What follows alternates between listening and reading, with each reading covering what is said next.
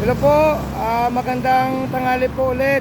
At salamat po na nakita na po namin yung yung may-ari po ng wallet. Ito po yung may-ari ng wallet na to. Yan. Yan. Uy, nahulog. Nahulog po, nahulog. Yung pera, ito po. Nakita na po namin. Nandito na po siya. Si Ate LB May Buena. Opo. Opo, ito po si Ate LB. Ate LB, paano nyo po nalaman na nasa akin na? Paano nalaman? Sa bikiri daw po ito. Ayaw niya po may papakita yung mukha niya. Ayun na po.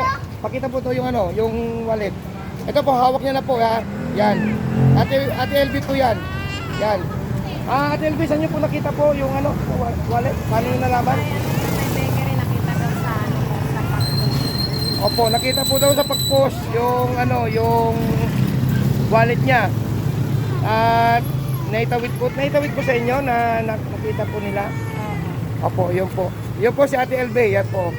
Nandyan na po sa kanya yung wallet na napulot ni Kuya Paul kanina. Correction pala si Kuya Paul, Padilla pala yun, Barangay San Luis.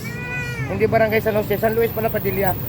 Yung nakapulot po ng wallet ni Ate LB May Buena. May Buena. Ayun po. Ayun po yung wallet po. Opo. Thank you very much po. Guys, salamat. Salamat po. Sa ulitin.